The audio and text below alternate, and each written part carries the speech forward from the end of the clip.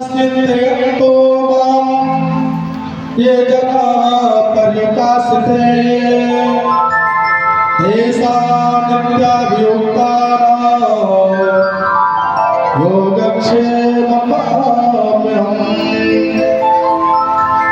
करना क्या पड़ेगा? भगवान के चरण में जाना पड़ेगा, उनके शरण में जाना पड़ेगा, सबकी मैया के चरण में जाना पड़ेगा। तो विक्रम कैसे जाना है? बिना कोई कामना को लेकर के भगवान के पास कभी नहीं जाना चाहिए। क्यों? कामना को लेकर के अगर आप जाएंगे, जैसे मान लीजिए कि आप भगवान के पास सगुन मैया के पास पहुंचे और मैया से आपने प्रार्थना की कि मैया हमारे घर पे एक नौकरी लग जाए, हमारे पुत्र की नौकरी लग जाए। तो नौकरी लग गई और नौकरी जैसे लग जाएगी तो क्या होगा कि आपका जो भक्ति है भाव खत्म हो जाएगा। क्यों? जब तक वो नौकरी नहीं लगी रहती है तब तक आप सेवा करेंगे। जैसे ही नौकरी लग जाती है तो क्या होता है? वो दुनिया में आप बन जाता है। इसलिए भगवान के पास बिना कामना के जाए, कोई कामना लेकर के नहीं जाता, क्योंकि अंतर्यामी है भगवान का नाम ही अंतर्यामी, सब जाता है। आपको कुछ मांगने की जरूरत नहीं है। अगर सबको जाता तो बिना नहीं जाता है, आपको भी जाता है। आपको कुछ मांगने की आवश्यकता है, बस उनके शरण में चले जाइए। प्रभु हमारे ऐसे कृपालु है ना कि आपके अंदर जो भी कामना होगी बिना कहे खुदा उसको कर देंगे। तो निवेदन करते हैं कि भगवान कृष्ण गोकुल में गए हैं और भगवान का 3 धाम है। कौन कौन सा है? एक कृष्ण का वृंदावन और दूसरा है मथुरा और तीसरा है द्वारका। इन 3 जगहों पर भगवान सदैव विराजमान रहते हैं और कहते हैं कि जहाँ पर श्रीमद् भागवत महापुराण की कथा होती है ना, वहाँ गोविंद साक्षात भगवान ने 2 गंगा प्रकट किया। 2 गंगा, एक गंगा जिसमें जाकर के हम लोग स्नान करके उससे पवित्र होते हैं। उस गंगा में जाने के लिए कहाँ जाना पड़ेगा? आपको पटना में जाना पड़ेगा ना, या तो नजदीकी है लेकिन हमारे यहाँ से गंगा की दूरी है। फिर भी पटना में जाने के लिए आपको कम से कम 40 किलोमीटर जाना पड़ेगा। तब जाकर उस गंगा में आप जाएंगे और स्नान करेंगे और आपका पाप होगा, वह दूर होगा। अब 40 किलोमीटर जाने के लिए आपको क्या करना पड़ेगा? पैसे की व्यवस्था बनानी पड़ेगी। पैसे की व्यवस्था बनाने के साथ साथ आपको समय निकालना पड़ेगा। समय निकालना पड़ेगा, पैसा भी निकालना पड़ेगा। उसके बाद फिर क्या होगा कि समय मिलेगा और फिर सोचेंगे 2-3-4 लोग साथ में जाए तो और अच्छा रहेगा। और अगर आपको सरयू जी में जाना पड़े तो क्या करना पड़ेगा? तब तो आप छपरा जाके अयोध्या जाइए, तो छपरा ना जाकर लोगों को आना पड़ेगा, अयोध्या जाना पड़ेगा। अयोध्या में जाने के लिए क्या करना पड़ेगा? पैसे की व्यवस्था बनानी पड़ेगी, समय का व्यवस्था बनाना पड़ेगा। तो अयोध्या जाने के लिए कितनी जरूरत पड़ेगी? कम से कम 5-10 हज़ार की व्यवस्था बनानी पड़ेगी ना, बनाना पड़ेगा। नहीं कम से कम 10,000 रुपये की जब आप व्यवस्था बना देंगे तो रहने आने जाने का टिकट गाड़ी की सारी व्यवस्था और जाकर सरयू जी का स्नान करें और आप जी का दर्शन करें, तब आपका क्या होगा? मुक्ति होगी। और आप लोग जो समस्त ग्राम निवासी जन, सभी ग्रामवासी जन, आप लोगों का परम सौभाग्य है कि आपको कहीं जाने की आवश्यकता नहीं है। पहला गंगा भगवान ने क्या किया? प्रकट किया अपने चरण से, जिसमें स्नान करने से व्यक्ति की मुक्ति होती है। और दूसरा गंगा भगवान ने कहा कैसे प्रकट किया? मुख से प्रकट किया। वह गंगा कौन है? वह गंगा श्रीमद् भागवत महापुराण है। कहते हैं श्रीमद् भागवत महापुराण की गंगा में जो स्नान कर लेता है ना, जिसको सुन लेता है, श्रवण कर लेता है, तो जीवन में कुछ संशय नहीं, मुक्ति उसको मिलेगा ही मिलता है। मुक्ति की बात छोड़ दीजिए, मुक्ति क्या है? जन्म और मृत्यु का जो बंधन है, पुनरपि जन्म पुनरपि मरण, जो जन्म और मरण का जो बंधन से व्यक्ति मुक्त कहाँ चला जाता है? भगवान के धाम में चला जाता है। लेकिन उसके लिए क्या करना पड़ेगा? आपको इस सभा में आना ही पड़ेगा। जब तक इस कथा में आप आएंगे जीव का कल्याण होगा नहीं। यही एक बात बताया जो भगवान के पास पहुंचा सकता है और कोई बात नहीं। नौकरी खा पी लेने से इससे मुक्ति नहीं होता। इससे आपके शरीर की सुख सुविधा तो आप मिल सकते हैं, कि बात जब मुक्ति की बात आएगी, आपका कल्याण की बात आएगी, तो आपको सबरी मैया के चरण में जाना ही पड़ेगा, तभी आपका कल्याण हो सकता, तभी जीव का कल्याण हो सकता है। तो आप लोग का परम सौभाग्य है कि यह जो श्रीमद् भागवत महापुराण की कथा जो हम लोग श्रवण कर रहे हैं, यहाँ पर गंगा यमुना सरस्वती अयोध्या वृंदावन काशी सब करा गया है। जितने भी देवी देवता है, आपको अगर कन्हैया का दर्शन करना पड़ेगा तो आपको वृंदावन जाना पड़ेगा, आपको राम जी का दर्शन करना पड़ेगा तो आपको अयोध्या जाना पड़ेगा, आपको काशी विश्वनाथ का दर्शन करना पड़ेगा तो आपको जाना पड़ेगा बनारस। लेकिन आपको कहीं जाने की जरूरत नहीं है। विश्वनाथ से लेकर के सभी लोग आज आपके मंडप पर पहुंचे। अब आप सोचिए, जीवन मिट जाएगा लेकिन कभी एक साथ समस्त देवी देवताओं का दर्शन नहीं कर पाएंगे। कुछ लोग अयोध्या पहुंच जाए वही बहुत बड़ी बात है, अयोध्या ही नहीं पहुंच पाता है, और तो थोड़े बनारस नहीं पहुंच पाता है। इसी प्रकार अगर अयोध्या पहुंच जाए वृंदावन नहीं पहुंच पाएंगे। लेकिन आज आप लोग का परम सौभाग्य देखिए कि समस्त आचार्यों के द्वारा 33 कोटि देवी देवता का आवाहन आप हमें कुछ श्रेष्ठ में किया गया। एक साथ 33 कोटि देवी देवता का आप इससे नहीं हो सकता ना। एक निवेदन मेरा और है, क्या आप जितने भी लोग आए हैं, आपकी जो भक्ति है बड़ी अच्छी है। मुझे अच्छा लगा कि आप कथा सुना करके सुनाई रहा हूँ, और साथ में आप लोग कथा नहीं सुनते तो मुझे सुनाने में भी आनंद नहीं आता। सुनाने में कथा कब आनंद आता है? कोई कॉमेडी करने वाला हो, हंसने वाला ना हो तो कॉमेडी करना बेकार है।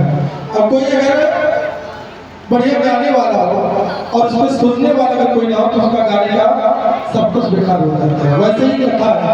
कथा क्या है? श्रोतव्य कहा गया है, जब वक्ता कथा सुनाने के लिए बैठे तो श्रोता और वक्ता का जब निकाह, उसका एक दूसरे का प्रेम जब होता है तब कथा सुनाने में आनंद आता है। आप सब लोग कथा में उपस्थित हो गए, बड़ा अच्छा था, लेकिन एक कमियां है।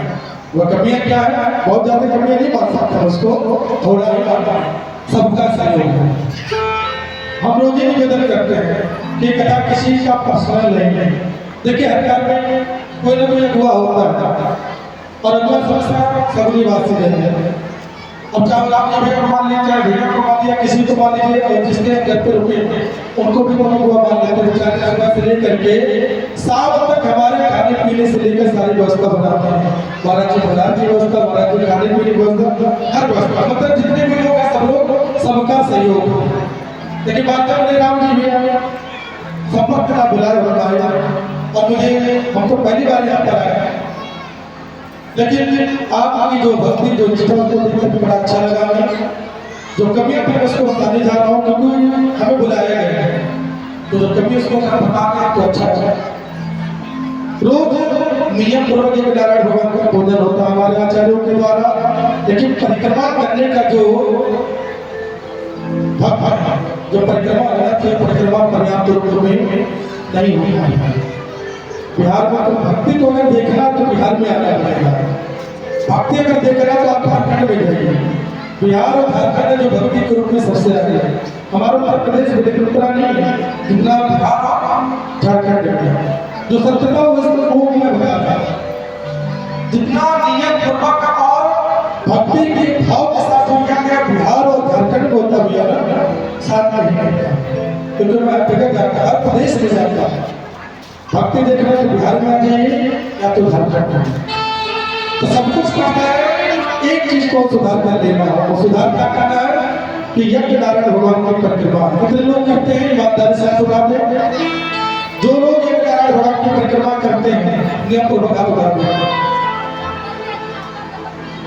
वाह, धन्यवाद। निवासी ज्यादा प्रशंसा कर दे रहा हूँ, ज्यादा प्रशंसा करना भी बड़ा नुकसानदायक होता है। कुछ लोग सोच रहे उठाए कि झूठ बोल रहे भगवान के पास शंका करना पड़ेगी। ईमानदारी से जो लोग परिक्रमा करते हैं यहाँ घुमाएंगे और जो लोग परिक्रमा नहीं करते हैं कोई बात नहीं।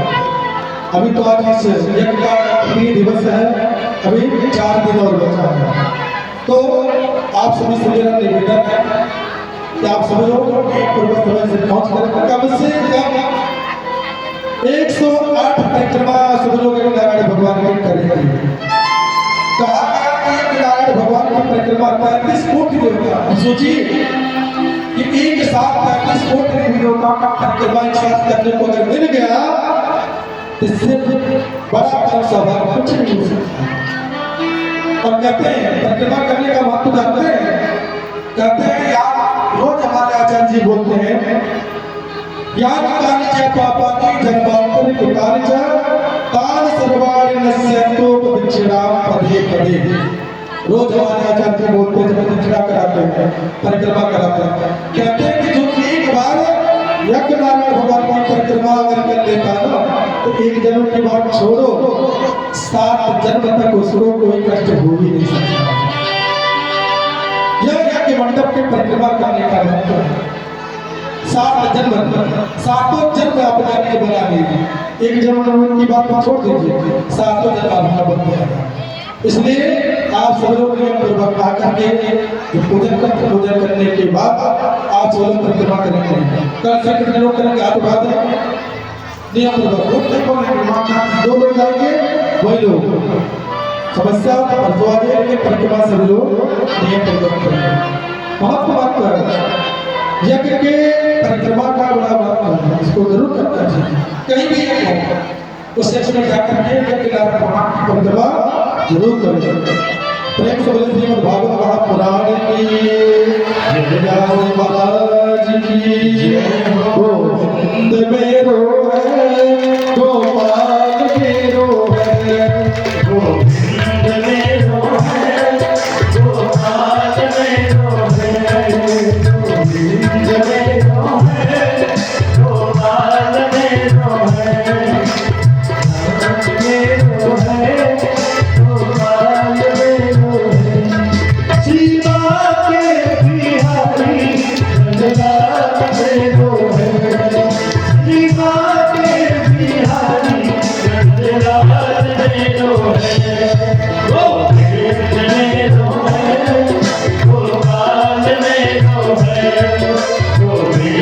है,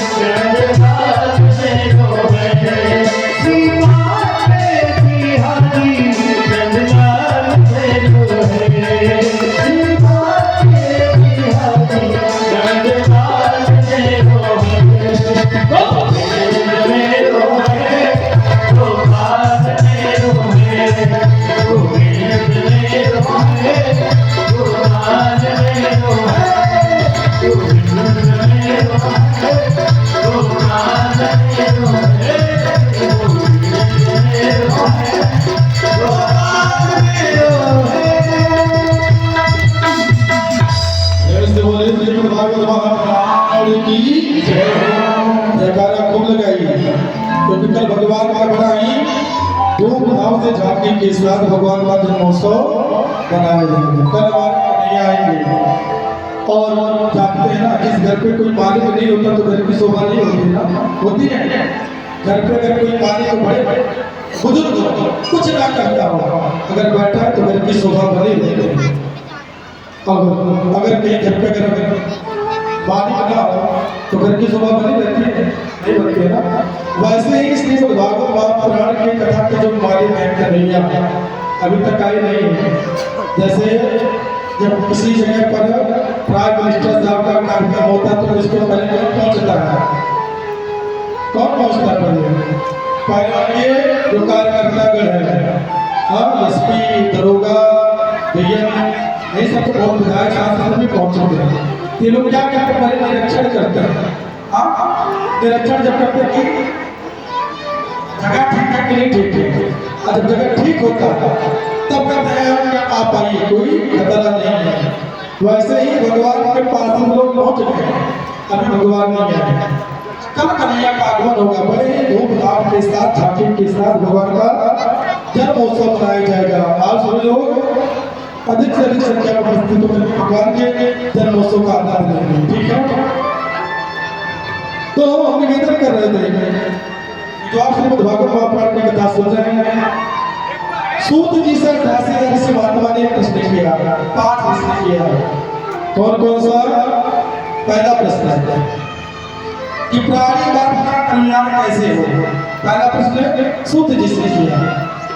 दूसरा प्रश्न किया, शास्त्र बहुत है लेकिन मनुष्य के पास बहुत कम समय है, इसलिए ऐसा कोई मार्ग बताए जिससे जीव का कल्याण हो जाए। तो दूसरा प्रश्न सूत जी से सभी समस्त ऋषियों ने किया। तीसरा प्रश्न किया, भगवान यदि सर्व सामर्थ्य है तो भगवान को जन्म लेने की क्या आवश्यकता है।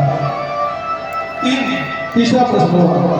चौथा प्रश्न किए कि यदि भगवान ने अवतार लिया तो भगवान के कितने अवतार हुए, उसके बारे में बताया।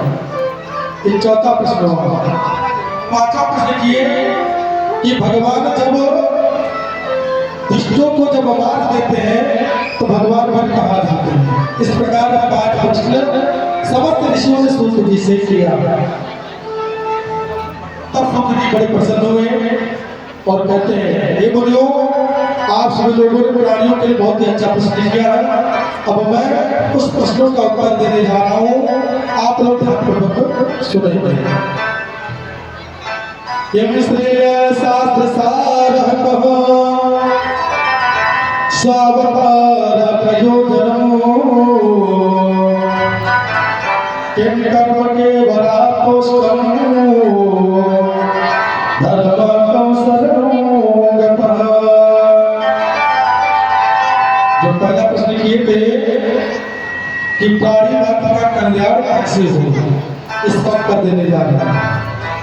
कहते हैं कि अगर प्राणी जीव अपना अगर कल्याण चाहता है तो भगवान के शरण में जाएगा, और भगवान के शरण में जाने के बाद जीव का क्या हो जाएगा, कल्याण हो जाएगा। इस प्रकार पहले प्रश्न का उत्तर दीजिए। दूसरा प्रश्न जो किए थे, इस शास्त्र बहुत है लेकिन मनुष्य के पास बहुत कम समय है, इसलिए मनुष्य का कैसे कल्याण हो वह बताइए। उसका उत्तर देने जा रहा है। कहते हैं इस कलयुग में जो नियम पूर्वक श्रीमद् भागवत महापुराण की कथा को सुन लेता है उस जीव का कल्याण हो जाता, तो कहीं उसको जाने आने की आवश्यकता नहीं है। क्यों? क्योंकि जो श्रीमद् भागवत महापुराण है ये समस्त वेदों का, समस्त शास्त्रों का, समस्त उपनिषदों का सार श्रीमद् भागवत महापुराण है। यह जो श्रीमद् भागवत महापुराण इसमें है क्या? वेद भी इसमें समाहित है, शास्त्र भी इसमें समाहित है, समस्त उपनिषद भी इसमें समाहित है, समस्त रामायण भी इसमें समाहित है। मतलब जितने भी जीवों के कल्याण के लिए साधन बताए गए हैं, समस्त साधन श्रीमद् भागवत महापुराण की कथा में है। तो यह दूसरे प्रश्न का उत्तर दिए कि जो प्राणी नियम पूर्वक श्रीमद् भागवत महापुराण की कथा को सुन लेता है उस जीव का कल्याण हो जाता, उसको कहीं जाने आने की आवश्यकता नहीं होती है। तीसरे प्रश्न का उत्तर देते हैं। जो तीसरा प्रश्न जो किया, भगवान सर्व सामर्थ्य है, उनको अवतार लेने की क्या आवश्यकता है। तो कहते हैं इस प्रश्न का उत्तर कि जब भी 4 लोगों के ऊपर समस्या आती है भगवान जन्म लेते हैं। किसके उस पर?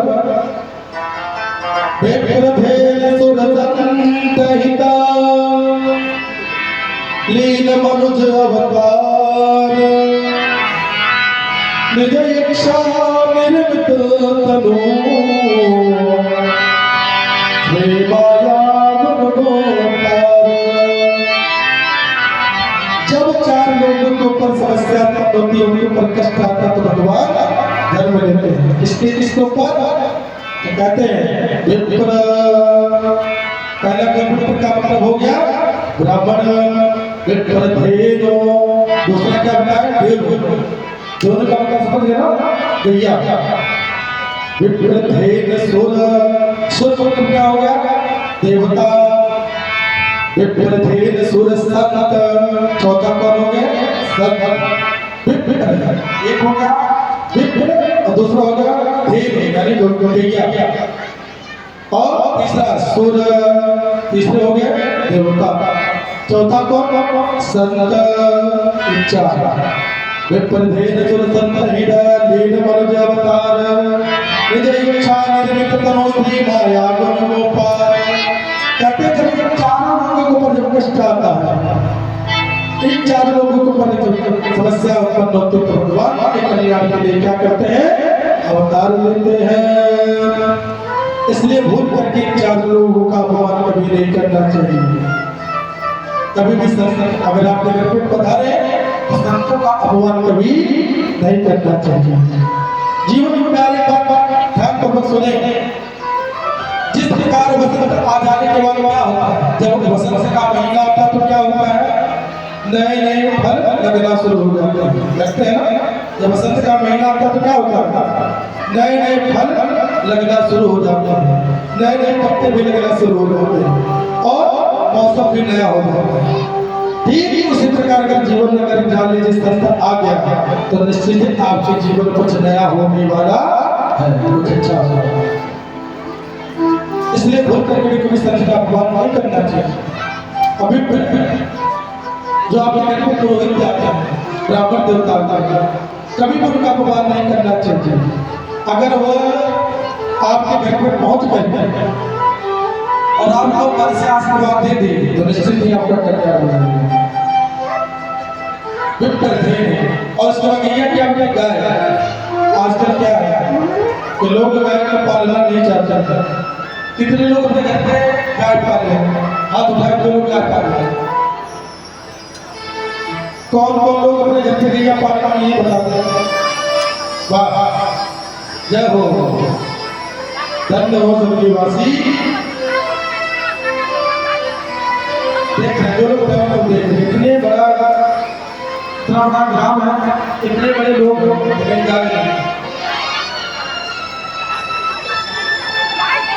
गाय, जो लोग गाय घर पे पाले वो लोग हाथ उठा दें, जितने लोग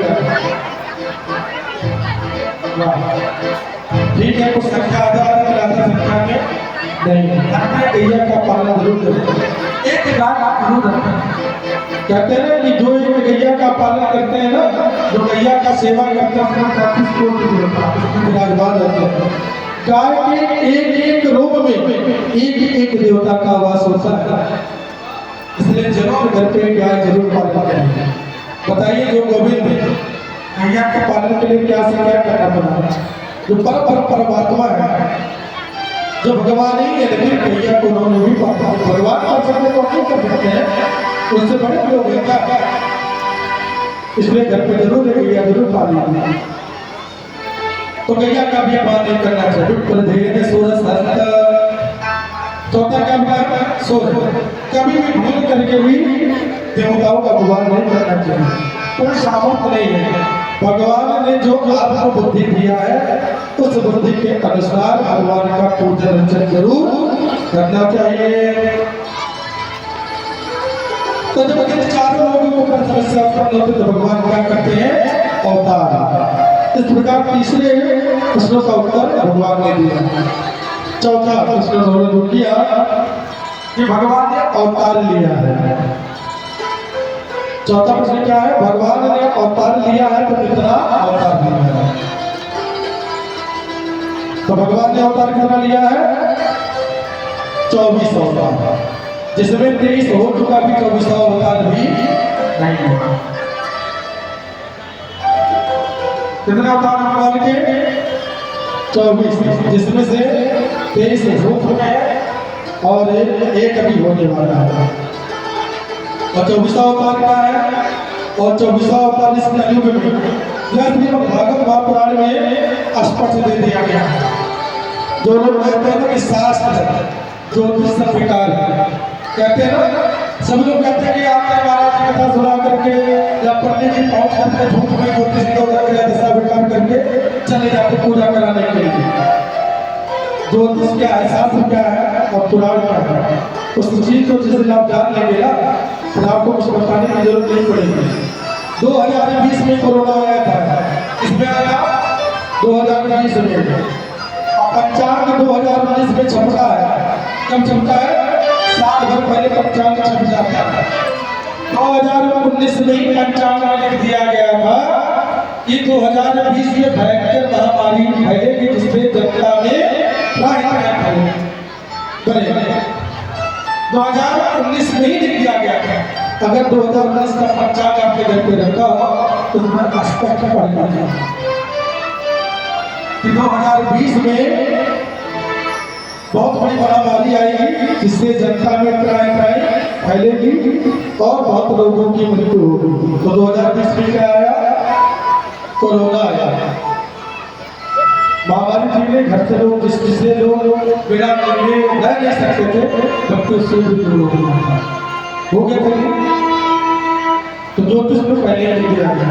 वैसे श्रीमद् भागवत महापुराण की कथा में स्पष्ट कर दिया गया है कि इस कलयुग में भी भगवान का अवतार होगा। कब होगा? तो कहते हैं कि जब कलयुग की आयु मात्र जब 5 वर्ष की बचेगी तब भगवान का अवतार होगा। तो कहाँ होगा? तो कहते हैं मुरादाबाद जिला, उत्तर प्रदेश के मुरादाबाद के जिले के अंतर्गत संबलपुर ग्राम में गोविंद शर्मा नाम का एक ब्राह्मण होगा। भगवान उसके यहाँ अवतार लेंगे। किसके नाम से जाने जाएंगे? तो कहते हैं कल्कि के नाम से। ये पुराण में पहले ही दिया गया, इसलिए भागवत में पहले ही दिया गया कि कलयुग में भगवान का अवतार होगा। फिर 5वां प्रश्न जो किया था कि भगवान जब दुष्टों का संहार कर लेते तो कहाँ रहते हैं? उस 5वें प्रश्न का उत्तर देते हैं कि जब भगवान जब दुष्टों का संहार कर लेते तो पुनः अपने स्वधामों को चले जाते। भगवान की मृत्यु नहीं होती, भगवान की लीला है। भगवान क्या करते हैं? जब भगवान को कुछ लीला करना हो तो क्या करते हैं कि अपने समस्त पार्षदों को भेज देते हैं। जा करके किसी को कंस बना देते हैं, किसी को तोतला बना देते हैं, किसी को वासुदेव बना देते हैं, किसी को देवनी बना देते हैं, किसी को गोपिया बना देते हैं। जैसे आपके यहाँ क्या होगा? रामलीला होगा, वो गाना तो जो रामलीला की जो मुख्य होंगे, अकेलों के आ जाने से रामलीला हो जाएगा? होगा? नहीं होगा ना। तो क्या क्या अपने सब परिकर से सबको लेकर के आए ना, उनके साथ 10 लोग होंगे, 15 लोग होंगे। उसमें किसी को राम बना देते हैं, किसी को लक्ष्मण बना देते हैं, और किसी को शत्रुघ्न, और किसी को सीता, किसी को कुछ बना देते हैं, क्योंकि एक के द्वारा कभी लीला नहीं हो सकती। वैसे ही जब भगवान को कुछ लीला करना होता तो क्या करते हैं?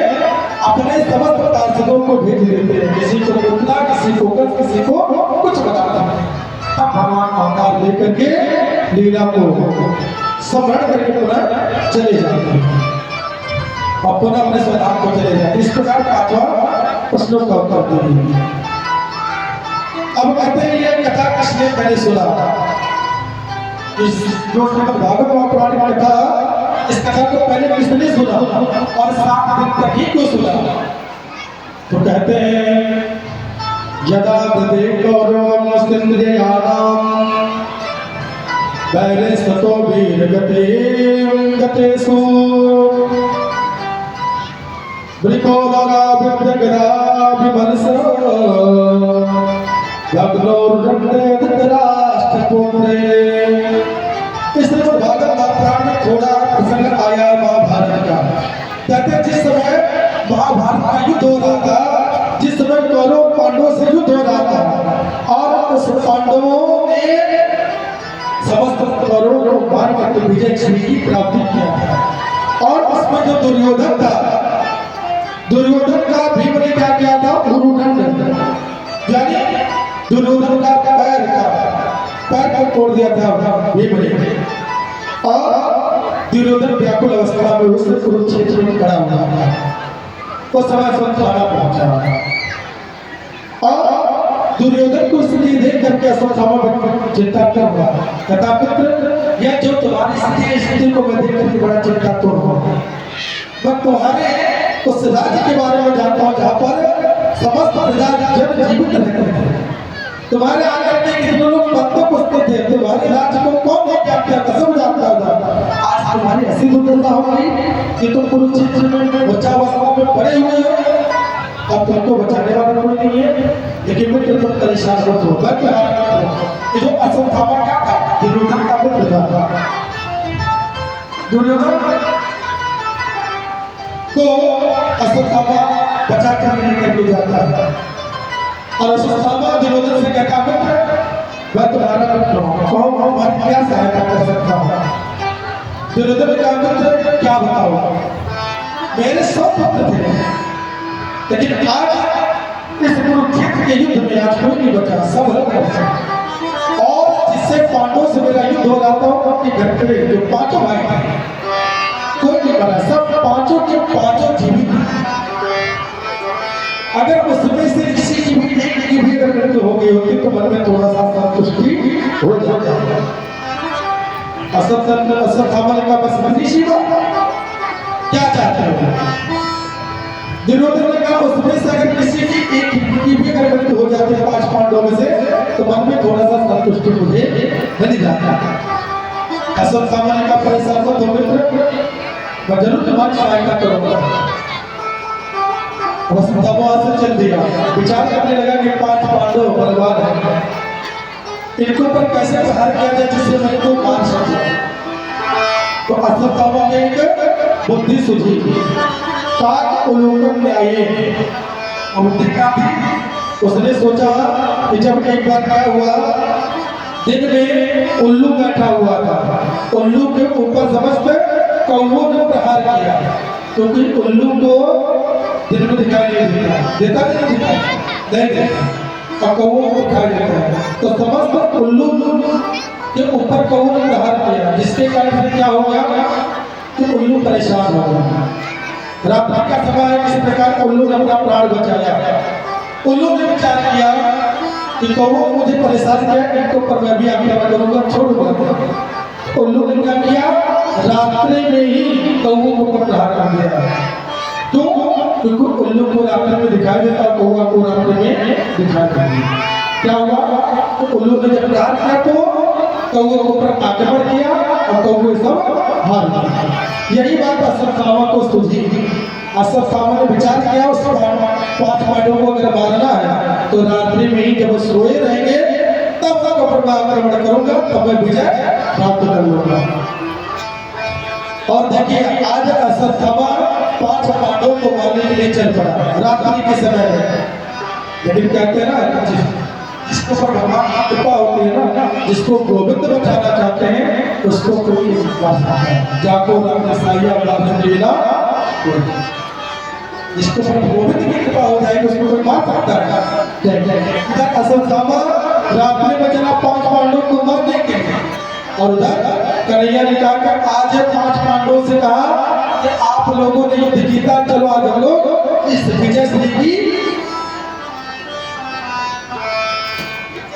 विजयश्री के हम सभी लोग क्या करेंगे, जश्न मनाएंगे। तो क्या हुआ, 5 पांडवों को लेकर के कन्हैया वहां से चल दिए। फिर क्या हुआ कि जहां पर 5 पांडवों का जो स्थान था सोने का, उस सोने के स्थान पर 5 पांडवों के 5 पुत्र आकर के सो जाते हैं। अश्वत्थामा ने सोचा कि 5 पांडव सो रहे, रात्रि का समय था, तो अश्वत्थामा ने क्या किया, 5 को पर आक्रमण कर दिया, उसके बाद पांडवों के पुत्रों के ऊपर आक्रमण कर दिया। और क्या हुआ, 5 पांडवों के पुत्रों को मार दिया और सीधा कहाँ ले गया, दुर्योधन के पास। और कहता मित्र दुर्योधन तो एक ही बात कर रहे थे, आज मैं 5 पांडवों का सिर काट करके तुम्हारे पास लाया।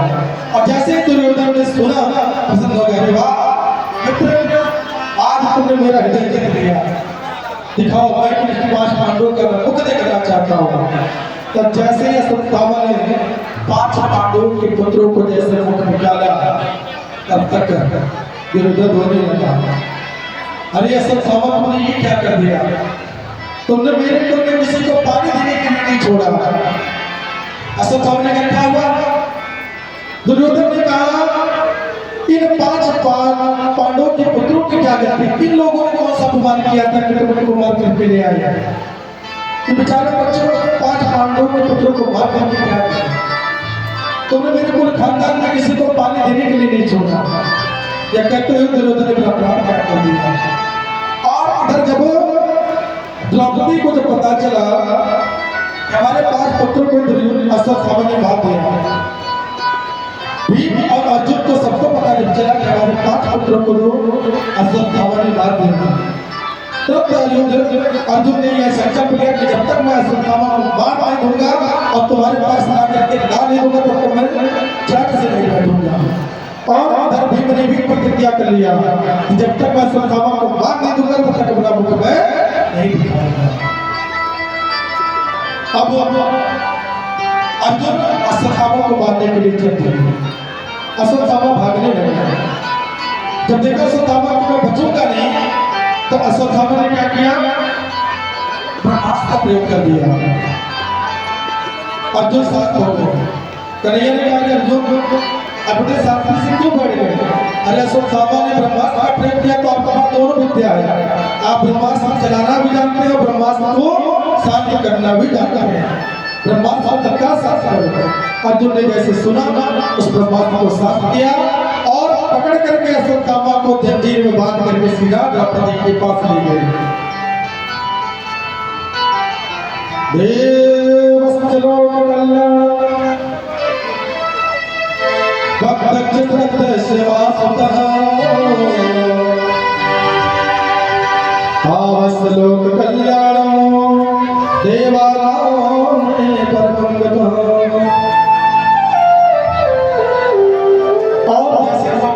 पास लेकर के पहुंचे अर्जुन।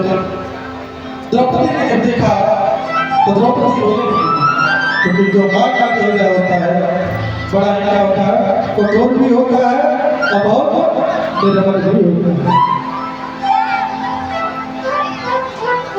माँ को कष्ट आ गया, द्रौपदी को बड़ा कष्ट हुआ।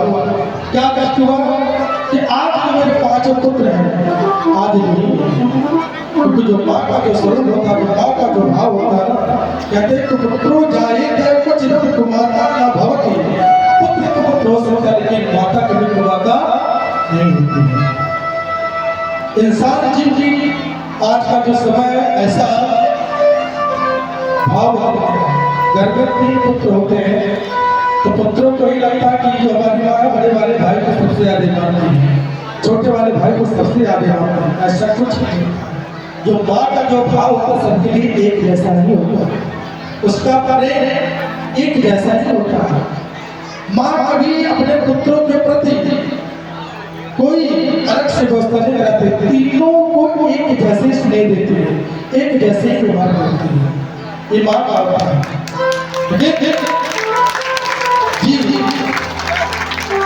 लोगों की बातों में आकर के ना समझ करके क्या करता है, माँ बाप को दोषा रोपण शुरू कर देता है। कष्ट होता है। कष्ट इस बात का नहीं होता कि मेरी सेवा नहीं करता, कष्ट कब होता है, वही पुत्र है जिसको आप 20 वर्ष की अवस्था तक उसको पार करते बड़ा करते, खिलाते पिलाते और फिर क्या करते हैं, जैसे 20 वर्ष के बाद पढ़ लिख करके कुछ योग बनता है, क्या कहता है पुत्र कि आपने मेरे लिए क्या कष्ट तब होता है, सेवा न करे चल जाता है, लेकिन जब वही पुत्र बोलता है कि आपने मेरे लिए क्या किया तब कष्ट होता है। अरे उनके कहीं का वही माँ बाप तीनों भाई जो आप थे, आपको पालने में कोई कंजूसी नहीं की, और कभी आप जो पिताजी थे कभी ये नहीं बोले कि मैं तुम्हारी सेवा नहीं कर सकता हूँ, तुम जाओ, कभी नहीं बोलते। कोई माँ बाप कभी नहीं बोलते और 20 साल का 22 साल का उसका पालन पोषण करते हैं, उस माँ बाप को कभी कष्ट नहीं होता है। और जैसे ही एक तीनों पुत्र जब बड़े हो जाते हैं क्या करते हैं, आपने मेरे लिए क्या किया, अपने बाप का होता है, अपने बाप को कहाँ डाल देते हैं, कहाँ डाल देते हैं, वृद्धाश्रम में छोड़ देते हैं। क्या है, कहीं कहीं तो प्रभाव है। वही बाबा एक बाबा एक पुत्रों को पालने में कोई कंजूसी नहीं, कोई संकोच नहीं, जो वस्तुओं के खूब पालन पोषण करते हैं, वो बड़े हो जाते हैं तो एक बार बाप को ढोने में थक जाता है। क्या इसका प्रभाव क्या होता है? एक बात जान लीजिए, नौकरी पा लेंगे, दुनिया का सुख सुविधा आपको मिल जाएगा, लेकिन जो व्यक्ति माँ बाप की सेवा अगर नहीं करेगा तो जीवन में कभी प्रशंसा कभी खुश नहीं दे सकता। ये मैं बहुत गहराई वाली बात बता रहा था। सब कुछ मिलेगा लेकिन शांति मन में कभी नहीं मिलेगा। अगर शांति पाना चाहते तो माँ बाप की सेवा जरूर करें। आपको वृंदावन अयोध्या कहीं जाने की आवश्यकता नहीं है, माँ बाप की सेवा कर दीजिए, आपको चारों धामों का फल, अयोध्या वृंदावन का जो फल है ना उनके चरणों में मिल जाएगा। इसलिए माँ बाप की सेवा जरूर करिए। निवेदन कर लेते हैं हम कि माँ बाप की सेवा करना चाहिए। आज द्रौपदी मैया रो रही है, क्यों रो रही है? उनके 5 पुत्र की मृत्यु हो गई। वह विचार करने लगे कि आज अश्वत्थामा, अश्वत्थामा कौन है? ये द्रोणाचार्य जी का पुत्र है। मतलब द्रोणाचार्य जी कौन है? अर्जुन के गुरु जी, जो धनुर्वेद की जो विद्या थी तो द्रोणाचार्य जी ने सिखाया था अर्जुन को। द्रौपदी कहते हैं, अरे अर्जुन ये क्या कर रहे हैं आप अपने गुरुपुत्र को मारने के लिए तैयार हो रहे हैं? अरे आप विचार करिए, जो विद्या आपके गुरु जी ने आपको सिखा दिया वह विद्या अपने पुत्र को भी द्रोणाचार्य ने नहीं सिखाया, और आज हम अपने गुरुपुत्र को मारने जा रहे हैं। मेरे 5 पुत्र नहीं है, अब वो आपस नहीं आ सकते हैं, लेकिन आप विचार करें, आज अगर आप गुरुपुत्र को मार देंगे तो आपके गुरु माता क्या होगा? मेरे पुत्र तो वापस हो नहीं सकते हैं, उनका जो होना था हो गया, लेकिन आज अपने गुरुपुत्र को मार देंगे तो आप विचार करिए कि आपके गुरु माता के ऊपर क्या बीतेगी, क्योंकि एक पुत्र का जो प्रयोग है एक बार ही जा सकता है और कोई दूसरा नहीं जा सकता है। तुरंत द्रौपदी मैया जा करके जंजीर को खोलने लगते हैं। यह बात जब धर्मराज युधिष्ठिर ने सुना तो युधिष्ठिर ने भी द्रौपदी का समर्थन किया। द्रौपदी तुम ठीक कह रही है कि कभी भी गुरुपुत्र को नहीं मारना चाहिए, कभी भी ब्राह्मणों को नहीं मारना चाहिए। और अर्जुन ने कहा कि मैंने संकल्प लिया है कि जब तक मैं मार नहीं दूंगा तब तक मैं चैन से नहीं बैठूंगा। उधर भीम जी भी कह रहे मैंने भी संकल्प लिया था कि जब तक मैं अश्वत्थामा को मार नहीं दूंगा तब तक मैं चैन से नहीं बैठूंगा। अब आप दोनों मारने के लिए तैयार है, और द्रौपदी और युधिष्ठिर जी क्या कर रहे हैं? बचाने के चक्कर में। और घर में ये दोनों लोग आपस में झगड़ा शुरू हो गया। अब सभी लोग पहुंचे कृष्ण के पास, कन्हैया के पास। दो लोग अश्वत्थामा को बचाना चाह रहे हैं, द्रौपदी और धर्मराज युधिष्ठिर अश्वत्थामा को बचाना चाह रहे हैं, और अर्जुन और भीम अश्वत्थामा को मारना चाह रहे हैं। अब सभी लोग पहुंचे किसके पास? कन्हैया के पास। पूछते हैं कि क्या करना चाहिए। कन्हैया ने कहा अगर मेरी बात मानना है तो जो मैं कहूँगा उसको मानना पड़ेगा। सभी लोगों ने कहा हाँ ठीक है, आप जो कहते हैं वही होगा। तो कन्हैया कहते हैं कि इस व्यवस्था में शास्त्र को मानना चाहिए, जो शास्त्र कहे उसी को करना चाहिए। कन्हैया कहते हैं तस्मात् शास्त्रं प्रमाणन्ते कार्यकार्य व्यवस्थितो। जिस जगह पर जब आपको कुछ चीज समझ में ना आए तो क्या करना चाहिए? जो शास्त्र है उसको करना चाहिए, अपने मर्जी से कोई काम नहीं करना चाहिए। जहाँ पर कोई समस्या कोई शंका हो तो क्या करना चाहिए? शास्त्र की बातों को मान लेना चाहिए। तो कहते हैं ब्रह्मबंधु प्रहत्या आतताये वधारणा भयो भय बापनात्मनो परिपाह्यक शासनो। कहते हैं भगवान कि अर्जुन भीम युधिष्ठिर द्रौपदी सुनो, कभी भी ब्राह्मण को नहीं मारना चाहिए, कभी भी ब्राह्मण को नहीं मारना चाहिए। कोई पागल जो मतवाला उसको नहीं मारना चाहिए, कभी कोई जो बच्चा उसको नहीं मारना चाहिए, कभी सोते हुए को नहीं मारना चाहिए, और ना कभी अपने गुरु को मारना चाहिए। तब अर्जुन को तब क्या करना चाहिए? तो कन्हैया ने कहा कि मेरे 5 लोगों को नहीं मारना चाहिए, ब्राह्मणों को नहीं मारना चाहिए। अश्वत्थामा क्या है? ब्राह्मण है। कह रहे हैं तो ब्राह्मण को नहीं मारना चाहिए। और फिर आगे क्या कह रहे हैं? संभावित चाली पीर मरणाज पीर चिते संभावित कचूर जाओ लोक सर्वभक्त सर्वगतो। लेकिन कहते हैं अगर काटा ताई हो उसको छोड़ना भी नहीं चाहिए। 2 बात करने का नहीं है। एक बात कह रहे हो ब्राह्मण को मारना नहीं चाहिए, गुरुकुल को मारना नहीं चाहिए। और फिर क्या कह रहे हैं कि आता ताई हो तो उसको छोड़ना भी नहीं। 2 बात कह रहे हैं। अर्जुन ने कहा बात किया, हम तो आपसे पाए पूछने के लिए आपको 2 बार में फंसा रहे हैं। बात तो जैसे थी वैसे ही रहेगी। अर्जुन विचार करने लगे। अर्जुन को याद आया, क्या याद आया? गीता की बात। इसी बात को गोस्वामी तुलसीदास जी ने रामचंद्र महाराज ने कहा, संभावित कहो अपजस लाभो, संभावित कहो अपजस लाभो, संभावित कहो अपजस लाभो, संभावित कहो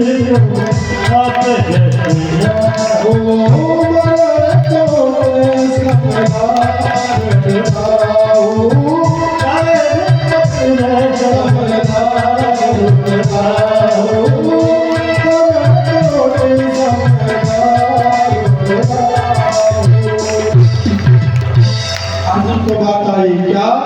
गीता की बात है, ना मारना है ना छोड़ना है। तो क्या है इसका उपाय मैंने क्या निकाला? कोई सम्मानित व्यक्ति हो, कोई प्रतिष्ठित व्यक्ति हो और किसी सभा में अगर उसको बेइज्जत कर दिया जाए उस व्यक्ति को क्या महसूस होगा?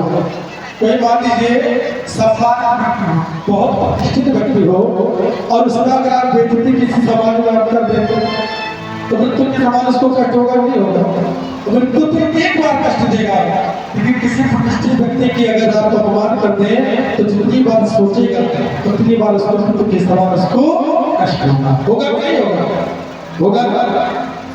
अर्जुन समझ गए। अर्जुन ने क्या किया? अश्वत्थामा का जो मुकुट था उसको खींच करके धक्का से मार करके वहां से सभा से भगा दिया।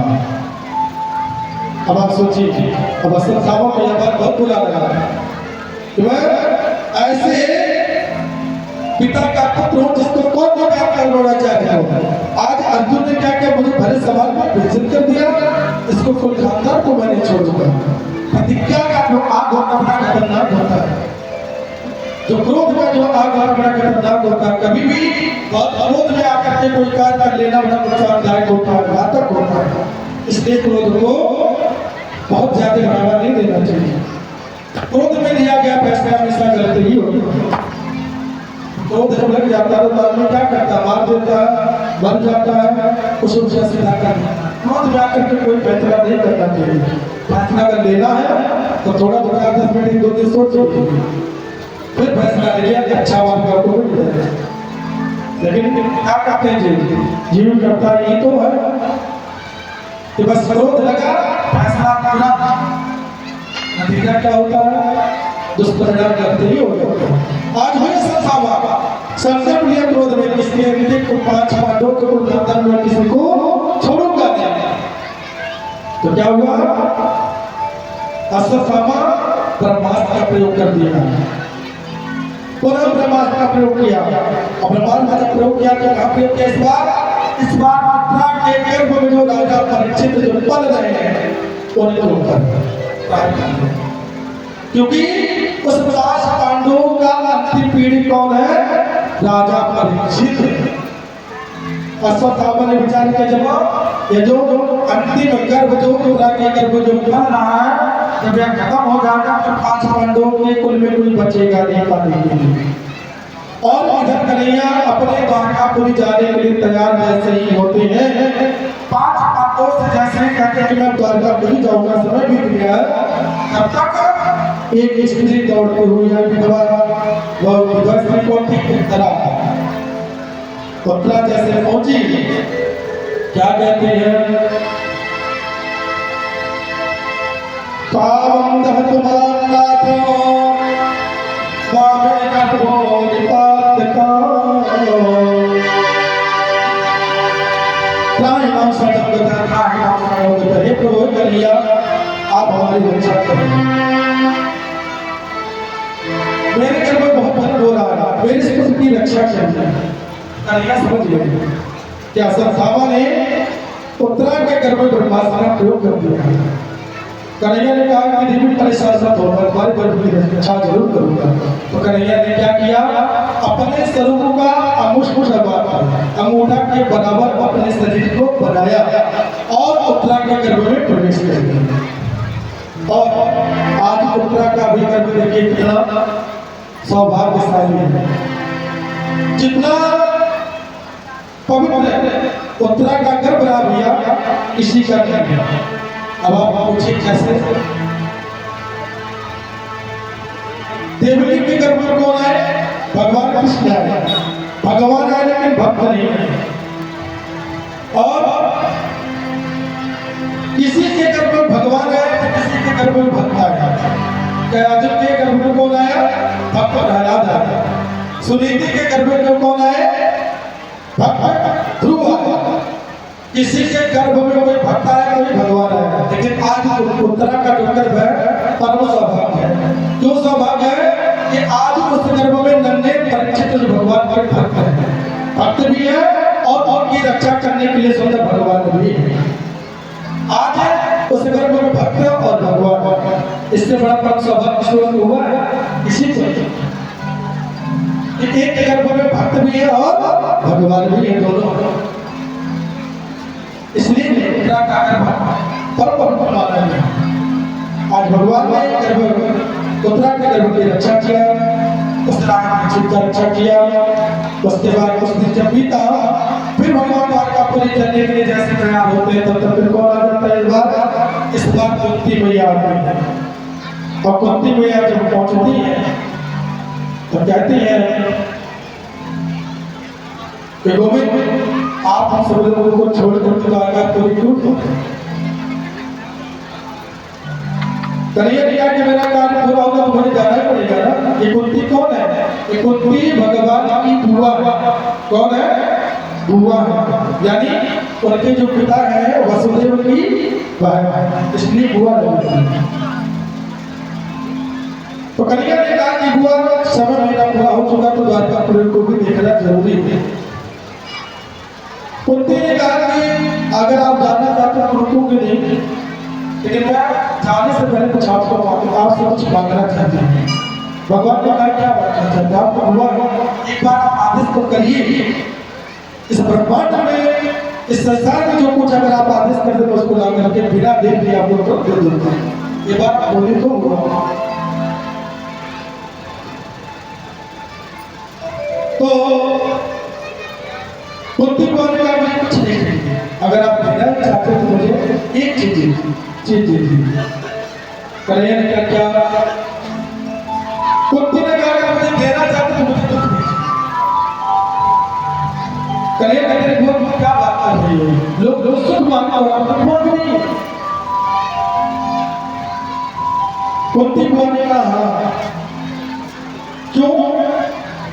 बोले तो इसलिए मांग रही हो कि आज तक हमारे परिवार के ऊपर कितना संकट आया, 5 पांडवों के ऊपर संकट आया। जब भी हमारे परिवार के ऊपर संकट आया तब आप मेरी रक्षा कीजिए। और छोड़िए और उसके बाद छोड़ दीजिए। इधर जब अंतिम समय जब आप चलने के लिए तैयार हुए गुरु भी जब संकट आया तब भी आप मेरी रक्षा कीजिए। मैं अपना बड़ा सौभाग्यशाली समझती हूँ, इसलिए समझती हूँ कि जितना आप मेरी सहायता की है उतना आपने अपने घर पे किसी का भी सहायता की है। आपके 6 पुत्र मारे गए, 7 पुत्र मारे गए, लेकिन आपने अपने भाइयों की भी रक्षा नहीं किया। लेकिन आप जब मेरी आ गया तो हमारे परिवार को बचाने के लिए आप हर जगह खड़े हैं। इसलिए कुछ देना नहीं चाहते तो आप मुझे दुख देते हैं। क्यों? क्योंकि जब मुझे दुख जब मुझे दुख मिलेगा तब आप मेरी रक्षा करने के लिए आएंगे। अगर सुख होगा तब आप मुझे नहीं दर्शन देंगे। तुलसीदास जी कहते हैं सब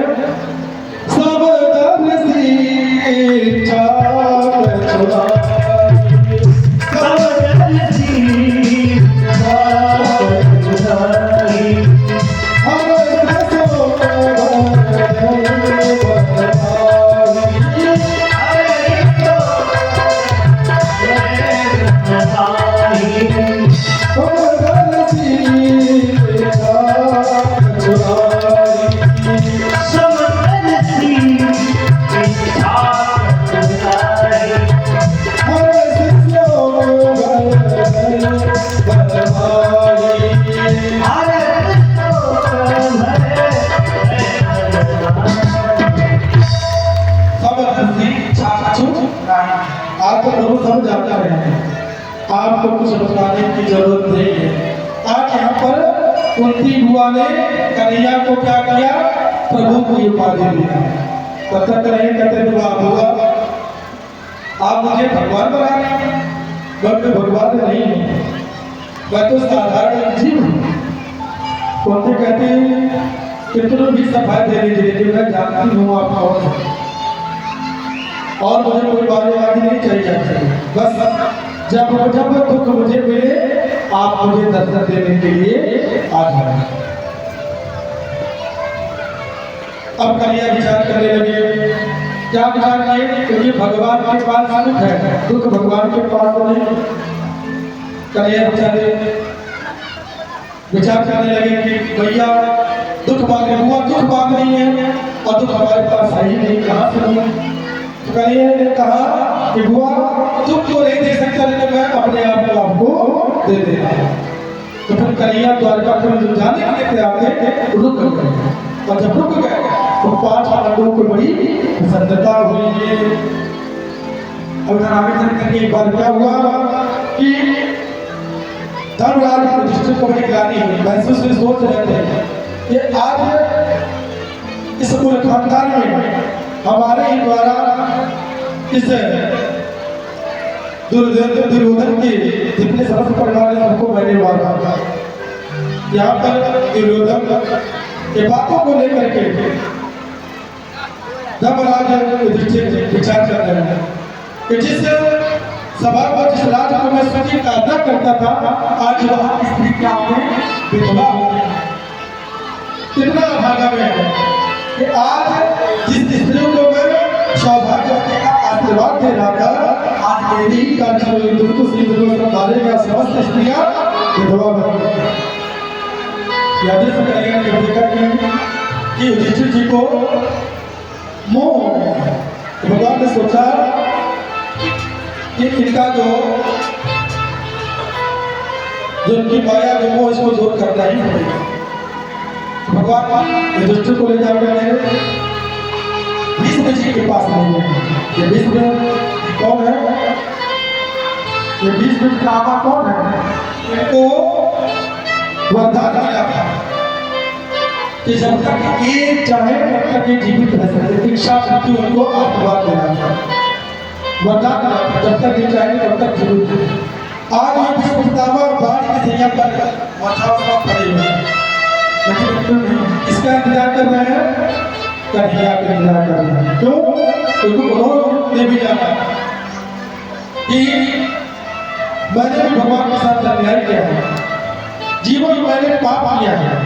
उस पाप से मैं बचना, जब तक मैं कन्हैया का दर्शन करने लूंगा तब तक मैं इस धरा लोग को छोड़ करके नहीं जाता। प्रतीक्षा कर ही रहे हैं, तब तक कन्हैया युधिष्ठिर के साथ पहुंचे वहां पर। यम वन्दते वातुलोयं प्रियं मित्रं सुहृदमो अकारो सचिवं तव सौहार्दं दत्तारितम। जैसे ही भीष्म पितामह जी ने देखा कन्हैया को, कहते हैं आगे कन्हैया वाह आप कितनी लगा देख रहे हो। अर्जुन भी साथ में पहुंचे, अर्जुन से कहते हैं भीम पितामह, अर्जुन जानते हो ये कौन है? अर्जुन ने कहा मैं जानता हूँ, ये हमारे मित्र है। कहते बात करिए, आपकी जो लीला है बड़ी अपरंपार है, भक्तों के लिए आप ऐसे क्या बन जाते हैं? कभी किसी के सारथी बन जाते हैं, तो कभी किसी के मित्र बन जाते हैं, कभी किसी के पिता बन जाते हैं, तो कभी किसी के शत्रु बन जाते हैं। भक्त को जो जरूरत रखती है भगवान उसके साथ वैसा बन जाते हैं। अभी लोग उनको कहते हैं त्वमेव माता च पिता त्वमेव त्वमेव बंधु सखा त्वमेव त्वमेव विद्या द्रविड़ त्वमेव त्वमेव सर्वो भवदेव देव। ये रोज हम लोग पाठ करते हैं, बोलते हैं ना, लेकिन इसका अर्थ नहीं जानता। मुझे लोग जानते होंगे, हम लोग प्रार्थना करते हैं। भगवान कहते हैं कि मेरे साथ एक संबंध जोड़ो, एक संबंध जोड़ो, चाहे कोई भी संबंध, चाहे पापा मान लो, चाहे पिता मान लो, चाहे मित्र मान लो, चाहे शत्रु मान लो, कुछ मान लो, लेकिन मेरे साथ एक संबंध जोड़ा लो। भगवान के साथ अगर कोई संबंध बना लिया इस जीव का कल्याण हम सिर्फ कहते हैं कि संबंध बनाते हैं, कहते हैं मंदिर में जाएंगे भैया, सगुनी मैया के मंदिर को पहुंचे, चप्पल उतारे लगी, बोलेंगे तुम्हें वो माता, तो पीछे क्या देखेंगे कि चप्पल तो नहीं गायब। एक बार क्या हुआ कि भक्त आरती कर रहे थे, ओम जय जगदीश हरे स्वामी जय जगदीश हरे भक्त जनों के संग दास जनों के संग जय दूर करे ओम जय जगदीश हरे। ऐसे आरती कर रहे थे तो जब का खबर बज गया, हेलो क्या हुआ? अच्छा जब पकड़ा गया तो छोड़ के चले आओ, पुलिस वाले नहीं मारना। अब आरती कहाँ गया? भगवान नाम पर इच्छा कर रहे ओम जय जगदीश बोल रहे, आप भगवान नाम को फोन बजा भगवान की बोल रहे, ये हमारे तो लग रही है। अच्छा मैं छोड़ो, पैसा लग रहा है, भगवान नाम इच्छा करना है। वाह, लोग सबको वोट देते रहे, भगवान को भी नहीं छोड़ते कभी नहीं। आपके घर में घोड़े देवता के साथ करेंगे, भगवान वोट रखेंगे तो भगवान भी आप कैसा वोट रखेंगे, तो वोट पैसे वोटे रह जाएंगे, पूछेगा नहीं, इसलिए कभी भी नहीं। तो मानो फिर प्रार्थना करते हैं, मंदिर में जाते जरूर है, लेकिन भक्ति भाव श्रद्धा जरूर नहीं देते। तुम्हें माता तब तक आप कहा गए कुछ चप्पल तो नहीं लेंगे, चप्पल मंदिर में गए और क्या चप्पल पर। और देखिए इसमें तो नहीं होता भैया, जो क्या होता भैया सबसे ज्यादा कहाँ होता, किसी भंडार में आप चले जाइए और चप्पल पहन के जाइए और खूब भूख लगा हो, खूब भूख लगा उस भंडार में जब पहुंचिए और पता चला कि भंडारा का सारा सामान खत्म हो गया, कुछ बचा नहीं भंडारे में, अब भूख भूखने लगी हो, तब क्या होता? दुख होता नहीं होता है। अब दुख के बाहर हुआ पता जब वो गेट के बाहर गया तो चप्पल गिर गया, तब क्या होता है? तब तो और बंदा हो जाता है कि भंडारे में भूख भी लगा था, खाने को भी नहीं मिला, बाहर आकर के देखा तो चप्पल भी गया, तो चिंता का चपड़ा का तो करके जाता कुछ पकड़ करके आता भंडारा का चप्पल पर रहेगा तो फिर ना भंडारा में प्रसाद मिलेगा और ना भगवान मिलेगा। ये भाव बता करके मंदिर में जाइए तो अपने भाव के साथ जाना चाहिए। तो द्रौपदी मैंने दुख मांगा, दुख किसलिए मांगा कि जितनी बार दुखाए तो उतनी बार कन्हैया मेरे साथ खड़े होकर के मेरी रक्षा करेंगे। इस प्रकार कन्हैया अपने आप को ही समर्पण कर देंगे। समय बीता फिर समस्त ऋषियों ने प्रतिज्ञा सुनते किसे क्या प्रतिज्ञा के महाराज जो पुत्रा के गर्भ में जो शिशु बना तो उसका क्या हुआ, उसके बारे में आप बताएं। कहते हैं कि समय बीता उस पुत्रा के गर्भ से एक शिशु बन हुआ, नाम रखा गया परीक्षित। ये परीक्षित कौन है? भगवान के अनंत भक्त है।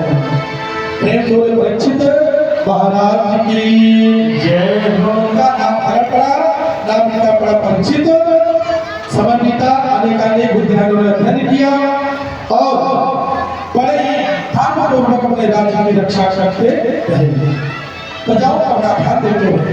उनके राज्य में समस्त प्रजा। एक बार क्या हुआ, राजा परीक्षित ने क्या देखा कि एक आदमी एक बैल को डंडा से मार करके लेकर के जा रहा था। उस बैल का पीठ पर टूट चुका था, एक ही बैल।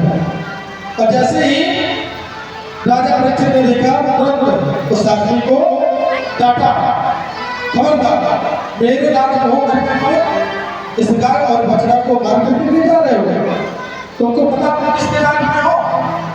ये मेरा राज्य है, मेरे राज्य में अगर गाय और बैल को अगर कोई मारता उसको मैं छोड़ता नहीं। तो कहते हैं कि जो बछड़ा को और गाय को मार करके ले जाता था उसका नाम था कलियुग। क्या नाम था? कलियुग। कहता है कि महाराज क्षमा करना, मेरा नाम कलियुग। दीनवत शरणं गतः त्राहि मां शरणं मम। कलियुग कहता है कि प्रभु क्षमा करें महाराज, मेरा नाम कलियुग है और मेरा ये स्वभाव है, मेरा ये स्वभाव मैं ऐसा कार्य करता हूँ। तो राजा परीक्षित ने कहा कि जब तुम्हारे स्वभाव मेरे राज्य से तुम बाहर चले जाओ। कहा कि महाराज अब देखो मेरा समय आ गया है, अब मैं राज्य करूंगा, इसलिए मुझे रहने दिया जाए, नहीं तो मैं जाऊंगा कहाँ, क्योंकि आपका जो नाम का हाथ है मैं कहाँ जाऊंगा। तब राजा परीक्षित ने कलियुग को 4 जगह स्थान दिया। तो अगर रहना चाहते हो तो दूंगा, लेकिन तुम्हारी विशेषता क्या है? पहले तो अपने अवगुण को बताओ, फिर अपने गुणों को बताओ। तो कलियुग ने कहा मेरा अवगुण क्या है कि जहां पर प्राय झूठ बोलेंगे, मेरे युग में लोग झूठ बोलेंगे, माँ बाप नहीं मानेंगे, चोरी करेंगे, लूट डालेंगे, डाका डालेंगे, हत्या करेंगे, ये मेरा स्वभाव है। फिर राजा परीक्षित ने पूछा कि तुम्हारा अवगुण होगा, गुण क्या है? तो बोला गुण एक है। बोले गुण कौन था उसको बताओ। तो कहते हैं जत परम नास्ति तपसा न योगेन समाधिना तत्फलं लभते सम्यक् कलौ के सब कीर्तनात्। कलियुग ने कहा कि मेरे अंदर बहुत कमियां लेकिन एक अच्छाइयां है। ने कहा क्या? तो कहता है कि तुझ प्रेता द्वापर पूजा मखर जोग जोगति होई सो मान हरि नाम ते पावे लोग। कहते हैं कि जो सतयुग प्रेता द्वापर में 1000 वर्ष तक कई करोड़ वर्ष तक जो तपस्या करके जो भगवान की प्राप्ति करते थे, अपने दुख का निवृत्ति चाहते थे, कलयुग में भगवान का एक बार अगर कोई नाम ले ले इस जीव का कल्याण होता है। यही मेरी इच्छा है। यह बात जब राजा परीक्षित सुना बड़े प्रसन्न हुआ। अब आप सोचिए जो सतयुग में कई 1000 वर्ष तक जो ऋषि महात्मा तपस्या करते थे, तब गोविंद की प्राप्ति होगी, उनका दुख दूर होता था। और कलयुग में बात एक बार भगवान का नाम अगर कोई ले ले तो जीव का कल्याण होता है। इसलिए कलयुग में क्या है? नाम की बड़ी प्रधानता है। इसलिए बार-बार मैं संकीर्तन क्यों कराता हूँ? इसलिए कराता हूँ कि भागवत सुनने में कोई लोग सो जाते हैं, कुछ लोग नहीं आ पाते हैं, कुछ लोग बाद में आते हैं। इस कीर्तन के माध्यम या हमारे बोलने में कोई बातें छूट जाती हैं, भगवान का नाम ले लेने से ये भागवत पूर्ण हो जाती है। बिना नाम के कोई यज्ञ, कोई पूजा, कोई पाठ पूरा हो ही नहीं सकता। इसलिए भगवान का नाम ही द्वारा है। इस तरह से भावसागर नगर पार होना है। एक भक्त के बात तो मैंने सुना था, ज्यादा तो मुझे नहीं याद है, लेकिन क्या है? भावसागर है दुनिया किनारा तेरा, भावसागर है दुनिया किनारा तेरा, लाखों का हजारों का सहारा तेरा, लाखों का हजारों का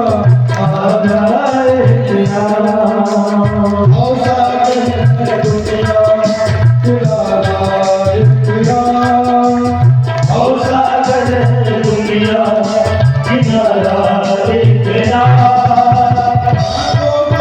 हजारों का सहारा एक नाम, लाखों का हजारों का सहारा एक नाम। आओ सागर है दुनिया, ज्यादा नहीं आती थोड़ी आगे आगे सबने सुना था। बहुत सागर है दुनिया किनारा एक लाखों का हजारों का सहारा एक कहते हैं कि कभी भी भगवान के एक बार बड़े भक्ति भाव के साथ श्रद्धा के साथ में कोई नाम ले लो तो जीव का कल्याण हो जाता है। लेकिन नाम भी कोई नहीं देना चाहता है। अभी लड़ाई झगड़ा करने की बात अगर आ जाए तो हम किसी से कम रहेंगे, बड़े काम में जीते क्या हाल है। भैया भैया 5-6 साल पहले दीघा हाट में आए थे यज्ञ था। तो यज्ञ जब था यज्ञ पूर्णावती होगी कोई पंडित जी थे, क्या महाराज जी आपका अभ्यास आ गया पूर्णावती के बाद मैं चाहता हूँ कि मेरे घर पे भोजन खाने के लिए आप चलिए। तो हमारे साथ 7 ब्राह्मण थे। उससे भी आप लोगों ने सुना होगा लाल प्रसाद आए थे सुबह वक्त टूट गया था, उसमें आचार्य की भूमिका निभाने आए, बच्ची टूट गया था। तो लास्ट दिन उस पंडित जी के घर जब मैं पहुंचा तो सभी ब्राह्मण भोजन पा रहे थे और वहां 2 घंटा हम बैठे थे। 2 घंटा में उस गली में झगड़ा होता था, झगड़ा बंद रहा। 2 घंटा जब बीत गया तो पंडित जी से पूछे कि महाराज झगड़ा जब से आया तब से झगड़ा सुना। बोले महाराज आपके आने से 2 घंटा होगा। तो किस बात को लेकर के झगड़ा? बोले झगड़ा बहुत बड़ी बात नहीं है, एक छोटी सी बात को लेकर के झगड़ा हो रहा है। क्या? बोले 2 पूरी ज्यादा ले लिया था इसलिए झगड़ा हो रहा है। उसको बोला था कि पूरी ले आओ, तो 2 पूरी ज्यादा ले लिया इसलिए उस पूरी को लेकर के झगड़ा होता है। वाह, 2 पूरी को लेकर के झगड़ा। तो जीव क्या करता है? झगड़ा करने की जब बात आती है तो वो झगड़ा करता है। तो जब भगवान का नाम लेने की बात आती है तो क्या नहीं लेना। इसलिए निवेदन मेरा है इस भागवत के माध्यम से जब भी मेरे समय को निकाल करके भगवान की कथा को सुने और भगवान का नाम जरूर लेना चाहिए। तो कलयुग ने कहा इस कलयुग में जो अगर हमारा भगवान का एक बार भक्ति भाव के साथ नाम ले तो उससे का कल्याण हो जाता है। और जैसे ही राजा पृथ्वी ने इस बात को सुना प्रसन्न हो गए, एक अच्छा चुने। तब राजा पृथ्वी ने कहा मैं तुमको रहने दूंगा, मैं तुमको 4 जगह स्थान देता हूँ, उस 4 जगह पर आकर के तुम बैठो। कलयुग ने कहा कहाँ है? तो 4 जगह स्थान कलयुग को राजा पृथ्वी ने दिया। आपको सुने दुतम बालस्त्रियः सोनामित्रा धर्मस् चतुर्विधः। 4 जगह कलयुग को राजा पृथ्वी ने स्थान दिया। कौन कौन सा जगह? पहला स्थान दिया जहाँ पर जुआ जानते हैं, जहाँ सट्टा बुटका जुआ बोलते हो सट्टा, जहाँ पर जुआ हो वहाँ पर गांधी जी कलयुग का वास है। पहला स्थान समझ में आ रही बात पर? कथा समझ में आ रही है ना? दूसरा स्थान कहाँ दिए? दूसरा स्थान है मदिरालय। मदिरालय समझ गए ना? जहाँ पर मदिरालय होता, जहाँ पर मदिरा बिकता, जहाँ पर मदिरा लोग पीते हैं, वहाँ पर निश्चित जाने से कलयुग का वास है। तो दूसरा स्थान। तीसरा स्थान दिए कि सोलह जहाँ पर कणिकाएं होती, जहाँ पर वैश्यालय, वहाँ पर तीसरा स्थान। चौथा स्थान कहाँ दिए? चौथा स्थान दिए धर्म चतुर्विधा है। चौथा स्थान दिए जहाँ पर जीव की हत्या होती है, पशु पक्षियों को जहाँ मारा जाता है, वहाँ पर स्थान के लोग को भेजा जाता है। जुआ, मदिरा, वैश्यालय और जहाँ पर जीव की हत्या होती है, इन 4 जगह कलयुग को स्थान देते हैं। तब तक कलयुग ने कहा महाराज ये तो मेरा पुराना स्थान है, कोई नया स्थान दीजिए, ये तो मैं यहाँ रहता ही नहीं। राजा प्रसन्न देव एक स्थान और दे दिया। क्या दिया? वनश्चयात महाराया जात रूपाय बधात हो। क्या दिए? 5वां स्थान दे दिए सोने में। कलयुग को 5वां स्थान क्या दिए? सोने में। अब वापस जाए, कृष्ण उड़ गया। प्रश्न क्या उठा? इधर गीता में भगवान ने क्या कहा? धातु नामस्मि कांचन। इधर गीता में भगवान क्या कहते हैं कि धातुओं में सोना। ये गीता भगवान बोले धातु नामस्मि कांचन। और इधर राजा परीक्षित ने भी कलयुग को क्या साथ दिया? सोने। अब प्रश्न उठा कि सोने में कन्हैया का वास माना जाए कि कलयुग का माना जाए? प्रश्न उठा नहीं उठा? गीता में भगवान बोले ना कि सोने में धातुओं में सोना, और इधर राजा परीक्षित ने कलयुग को स्थान कहा दिया? सोने में। अब किसका स्थान माना जाए? इसका निवारण कहते हैं कि जो धर्म पूर्वक जो धन कमाया है, जो पैसा धर्म पूर्वक जो मेहनत के साथ कमाया जाता है, उसमें भगवान का वास होता है। और जो अन्याय पूर्वक जो धन कमाया जाता है, उसमें वास किसका होता है? कलयुग का होता है। इसलिए कभी भी धन कमाइए तो मेहनत से कमाइए और धर्म पूर्वक कमाइए। अधर्म पूर्वक अगर आप पैसा कमाएंगे तो क्या अधर्म का कमाए और पैसा जाते तो रुपया नहीं आएगा। लेकिन वह जो अधर्म पूर्वक जो पैसा कमाया जाता है ना, आपके पूरे खानदान को खत्म कर देता है। कभी भी अधर्म पूर्वक और चोरी करके कभी पैसा नहीं कमाना चाहिए। आपको खत्म तो करेगा ही करेगा, लेकिन जब तक उस पैसे का असर रहेगा आपके खानदान को खत्म कर देगा, परिवार में शांति बनी रहेगी। इसलिए अधर्म पूर्वक पैसा कभी नहीं कमाना चाहिए। धर्म पूर्वक कमाइए, एक रोटी कम खाइए, लेकिन मेहनत के साथ पैसे को जो रोटी को कमाएंगे खाएंगे तो मन में सुकून होगा। आगे फिर उसके बाद आदि इसके सोने में एक दिन क्या हुआ, और राजा परीक्षित ने क्या पहना था? अपने सिर पे मुकुट पहना था सोने का। मौका पा करके कलयुग राजा परीक्षित के मुकुट में जाकर के बैठ गया। एक बार क्या हुआ, राजा परीक्षित शिकार करने के लिए वन में गए और वहां पर एक श्रृंगी ऋषि तपस्या कर रहे हैं। राजा परीक्षित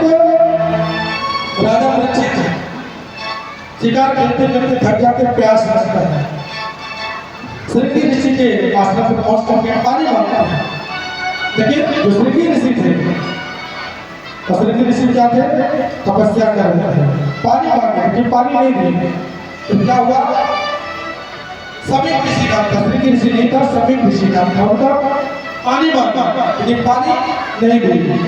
और रात में जो राजा परीक्षित अपने प्रजा के कार्य के लिए ऋषि महात्मा ब्राह्मणों का सम्मान करते हैं, आज वही राजा परीक्षित ऋषि का अपमान करने जा रहे हैं। क्या किए? अपने धनुर्बाण को निकाले, एक बड़ा हुआ सर्प उठा करके समीप ऋषि के गले में डाल दिया, उनके गले में डाल दिया और चले गए। आज वही राजा परीक्षित जो महात्माओं का सम्मान करते, संतों का सम्मान करते थे, आज वही राजा परीक्षित क्या करें? अपमान कर दिए। क्या हुआ? जैसे ही अपनी सभा में पहुंचे हैं राजा परीक्षित, समीप ऋषि के जो पुत्र थे श्रृंगी ऋषि, इनको जब बात पता चली कि हमारे पिता के गले में बना हुआ सर्प राजा परीक्षित ने डाल दिया है, श्राप लेकर के जिसने भी यह कार्य किया है वह आज से लेकर के 70 दिन में उसकी मृत्यु हो जाएगी। श्राप। और जैसे ही राजा परीक्षित को यह बात पता चली कि मुझे 70वें दिन में मेरी मृत्यु हो जाएगी, मुझे श्राप लग गया है, तब राजा परीक्षित अपने राज्य को अपने पुत्र जनमेजय को देकर के वहां से चले गए और प्रश्न करते हैं समस्त ऋषियों से। क्या प्रश्न करते हैं कि मरते हुए व्यक्ति को क्या करना चाहिए, जिसकी मृत्यु नजदीक उसको क्या करना चाहिए? क्योंकि राजा परीक्षित को 7वें दिन में उनकी मृत्यु हो गई। हमारा अपना भी यही है, हमें आपको भी 7 ही दिन तक जीवित रहना है, नहीं रहता, क्योंकि 8वां दिन होता है, नहीं होता है। रवि सोम मंगल बुध बृहस्पति शुक्र शनि, 8वां दिन कोई होता है क्या? नहीं होता ना। इसी 7 दिन में हमें आपको भी जाना है, लेकिन कब जाना है हम लोगों को पता नहीं है। लेकिन राजा परीक्षित को 7 दिन का समय मिला, विचार करते करते तब तक वही वेद व्यास की पुत्र जो सुखदेव जी हैं, जो जन्म लेते ही वन में चले गए थे, जो अपने मां का दुग्धपान भी नहीं किए, वन में चले गए थे तपस्या करने के लिए। आज वही सुखदेव जी उस सभा में पहुंचे थे। राजा परीक्षित की मृत्यु किससे होगी? सर्प से होगी। और उनको बचाने के लिए कौन पहुंचे? सुखदेव जी। अब आप सोचिए, सर्प को काटने से, जब किसी को सर्प काट लेता तो क्या करते हैं लोग? विष का इंजेक्शन लगाते हैं। विष के द्वारा ही मारा जाता है ना। आज वह विष का काम करने के लिए आए सुखदेव जी। क्यों आए? क्योंकि जो सर्प होता है जन्म लेता है अपनी मां का दूध का पान नहीं करता है। जो सर्प जन्म लेता है वो अपने मां का दूध का पान नहीं करता है, पीता है। जो सर्प होता है उसका जो बच्चा होता है वो अपने मां का दूध पान करता है? कभी नहीं करता। वो कहते हैं जो अपने मां का दूध पान जो जीव जब नहीं करते हैं वो इसके समान हो जाते हैं। आज वही राजा परीक्षित को बचाने के लिए सुखदेव जी भी है, क्योंकि उन्होंने भी जन्म से अपने मां का दूध का पान नहीं किया है, इसलिए एक किसी को मारने के लिए किसकी ही आवश्यकता पड़ी। और जैसे ही उस सभा में सुखदेव जी महाराज पहुंचे तब तक सभी लोग बड़े प्रसन्न हुए, खड़े होकर के सुखदेव जी महाराज जी का सब लोग सम्मान किया। राजा परीक्षित ने किया कि महाराज मेरा मृत्यु नजदीक है, आज से 7वें दिन बाद मेरी मृत्यु होगी, इसलिए इस मृत्यु से बचाने के लिए मुझे कोई बात आता है। तब सुखदेव जी कहते हैं कि हे राजा परीक्षित, आपका निशान सुनिए।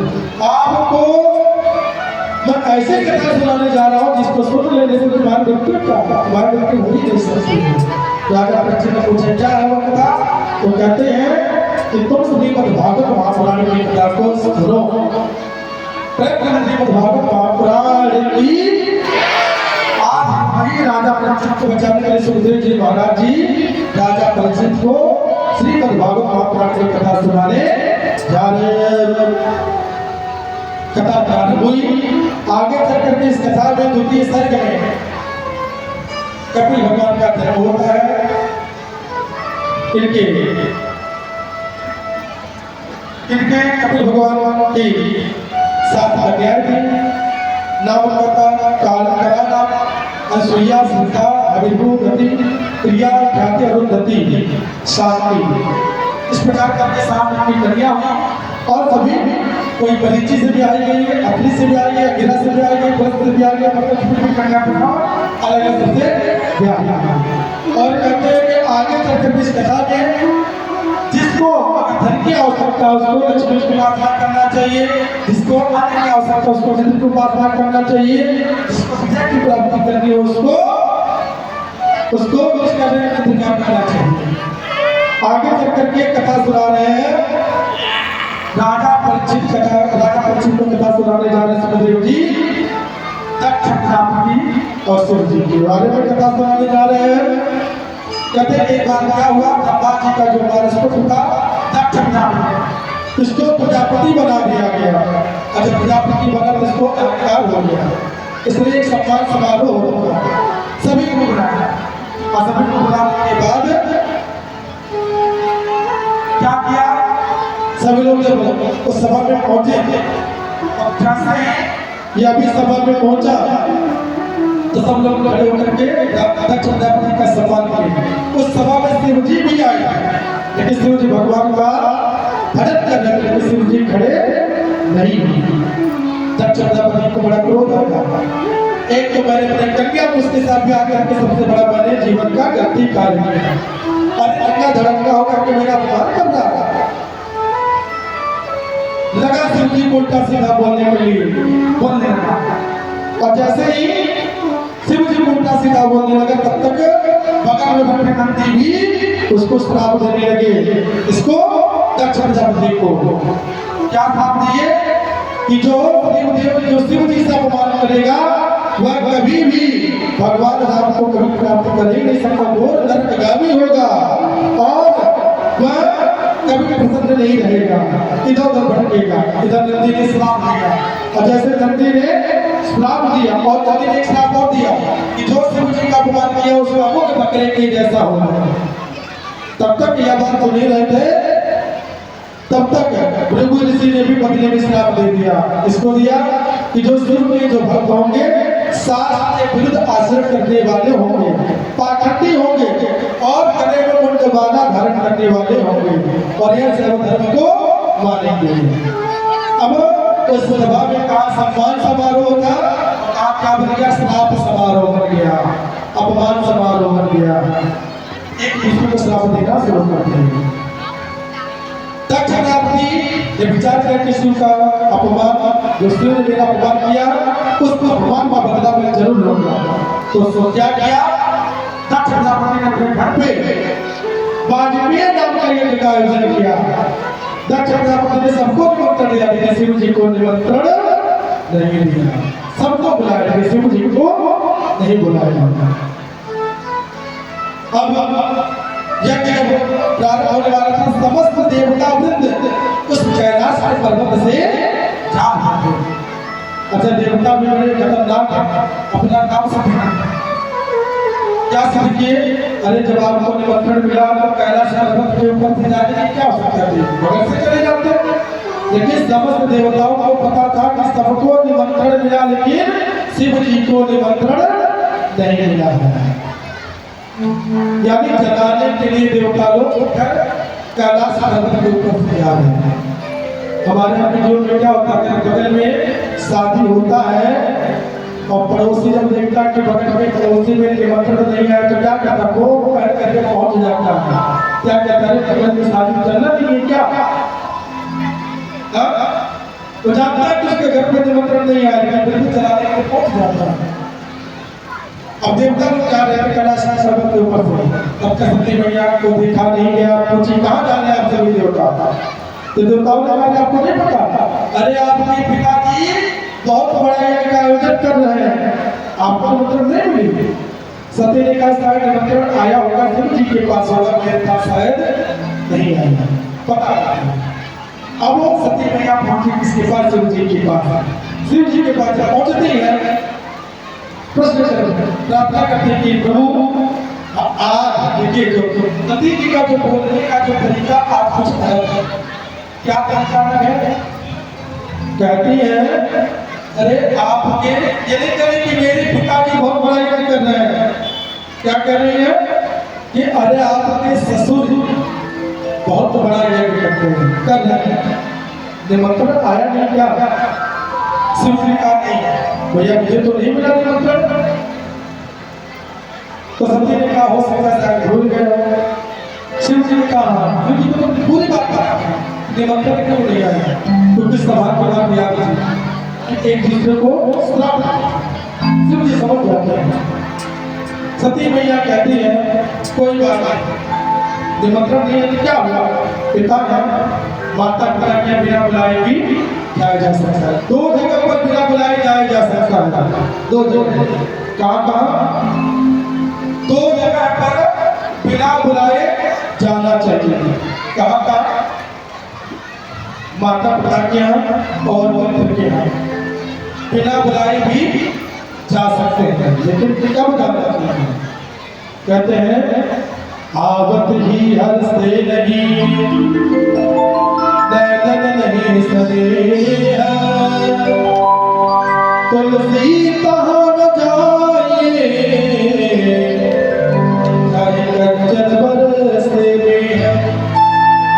आवत ही हर से नहीं, नैनन नहीं सनेह, और तुलसी तहाँ न जाइए, चाहे कंचन बरसे में। दो जगह बिना बुलाए जाया जा सकता है, माता पिता के यहाँ और मित्र के यहाँ। लेकिन कब?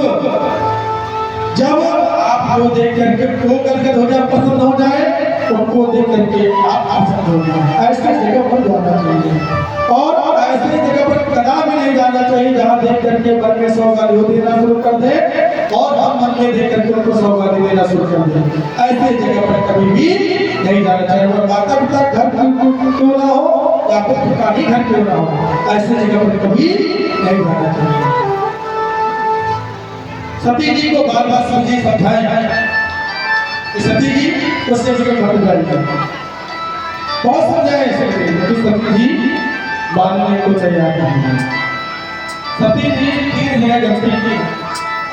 जहां पर पति अपने पत्नी को मना कर दे उस जगह पर ना जाए, पत्नी को कभी नहीं जाना चाहिए, नहीं तो नतीजा गलत ही हो जाता है। यहाँ तक शिव जी बोल गए कि हे सती जिस यज्ञ में आप जाने के लिए तैयार हो रही हैं उस यज्ञ में आपका किसी भी प्रकार का हित नहीं है। यहाँ तक शिव जी बोल गए तो सती मैया नहीं मानती। सती जी अपने पति शिव जी के ऊपर भरोसा नहीं किया, तो सती जी ने पहला गलती किया। सती जी 3 जगह गलती की है। कहा देवस्वलोक कल्याण देवस्वलोक वासुतः, भक्तस्वलोक कल्याण देवस्वलोक वासुतः। सती की पहली गलती शिव जी की बात, अपने पति की बात पर भरोसा नहीं किया और यहाँ जाने के लिए तैयार है। और सती की दूसरी गलती बार हुआ। कब की सती दूसरी गलती? एक बार त्रेता जो माई, एक बार त्रेता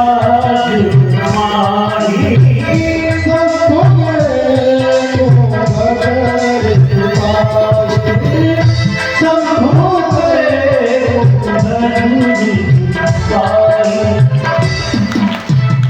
सती की दूसरी गलती कब? जब शिव जी कुंभज ऋषि के आश्रम पे पहुंचे और कथा सुनने के लिए, कथा में सुने राम जी की गुणगान करने लगे शिव जी। सती जी को फिर शंका हो, वहां पर भी शिव जी को शिव जी ने समझा सती को कि राम जी मेरे इष्ट हैं, बिना राम के मैं कभी पूरा हो ही नहीं सकता हूँ। सती जी उस कथा में गई जरूर, लेकिन कथा को नहीं छोड़ी, विश्वास उस कथा में नहीं था। ये सती की दूसरी गलती। और सती ने फिर तीसरी गलती की। क्या की? सती तीसरी गलती कहाँ हुई?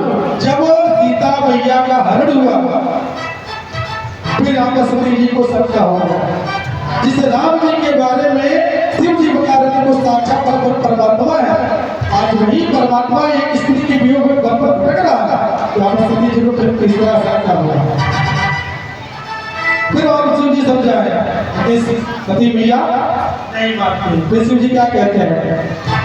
जो तुम्हारे मन अति संते हो, जो तुम्हारे मन अति संते हो, जो तुम्हारे मन अति संते हो, जो तुम्हारे मन अति संते हो, तो किनारी पर जाते हो, तो इन जाई कभी आए हो।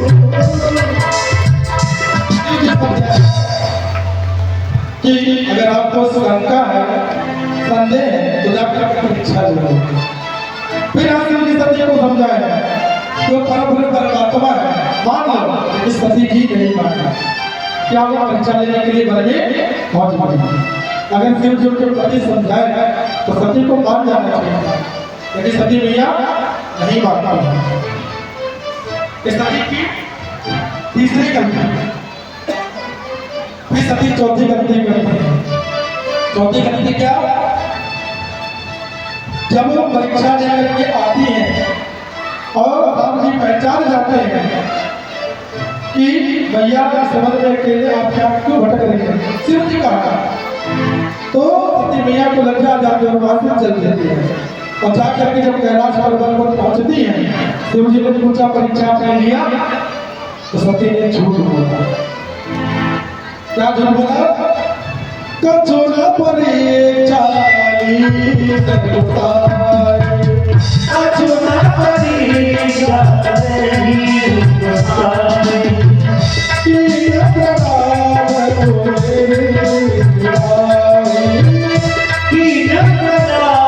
तुम्हारी नाई।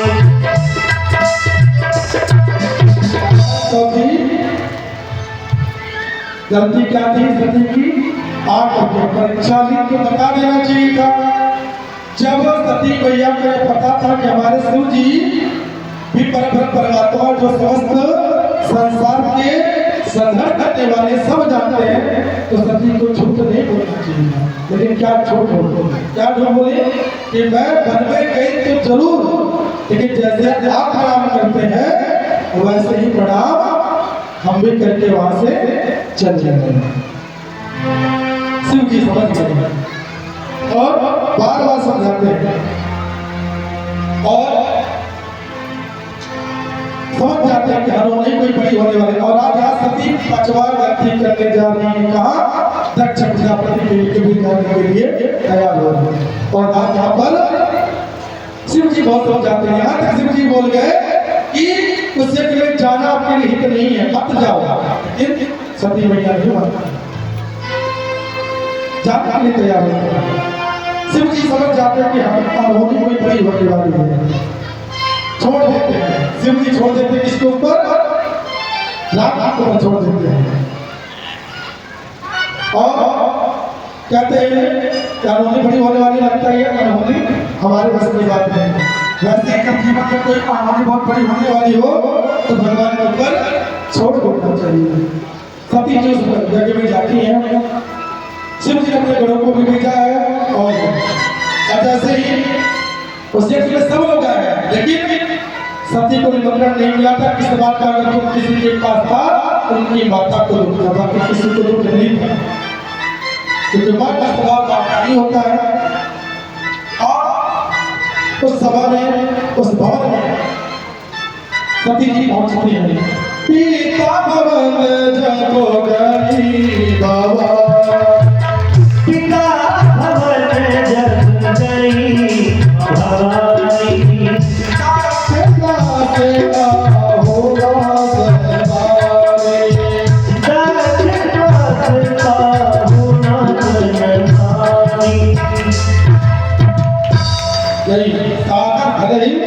मेरी एक बात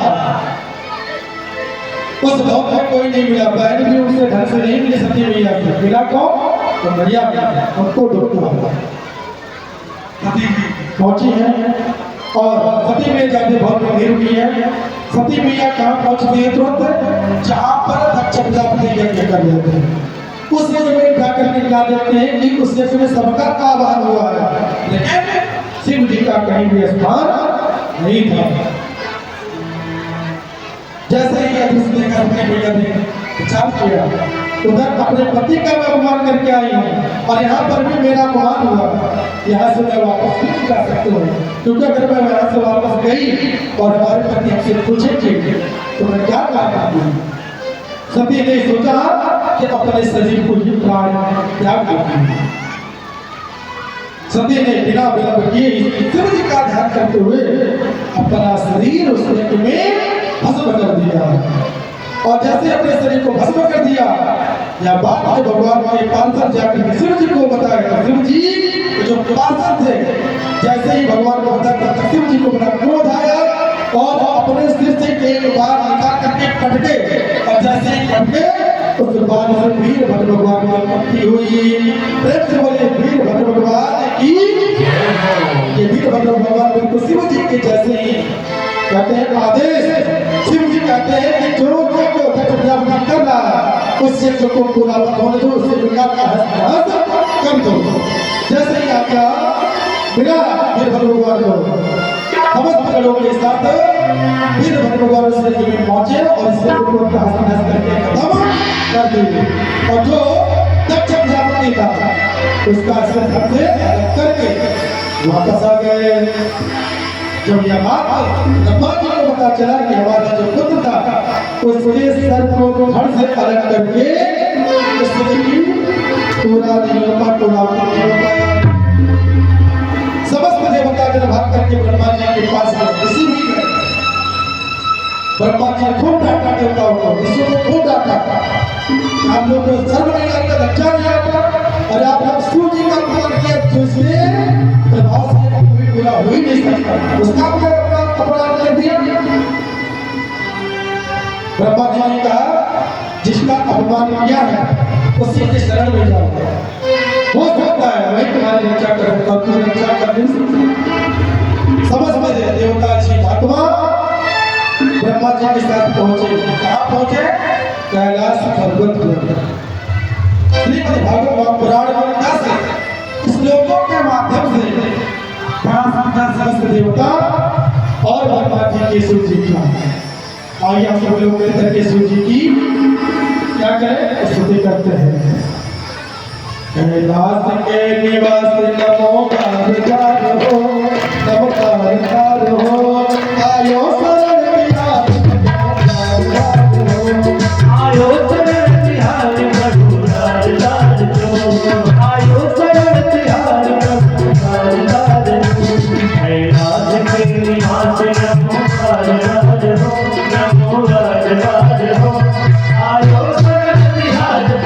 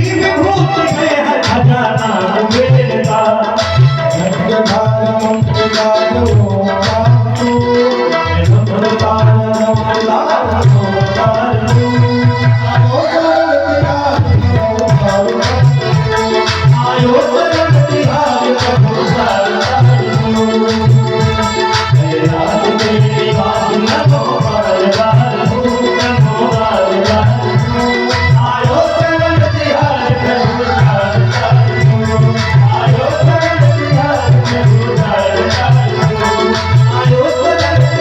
प्रभु लाल लाल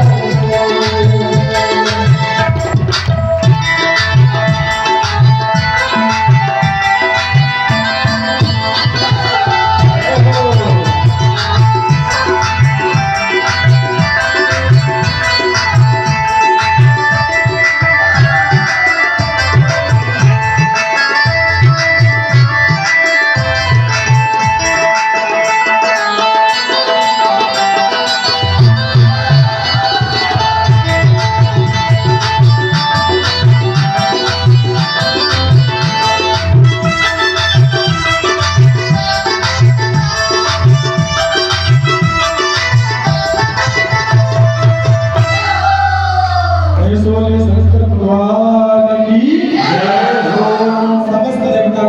के साथ हम प्रार्थना कर रहे हैं। कल की कथा जो होगी भगवान का बड़े धूमधाम के साथ विवाह होगा। आप सभी लोग अधिक से अधिक मात्रा में उपस्थित होंगे। बड़े सुंदर झांकी के साथ भगवान का जन्म होगा। अपनी बाड़ी को विराम देते हैं।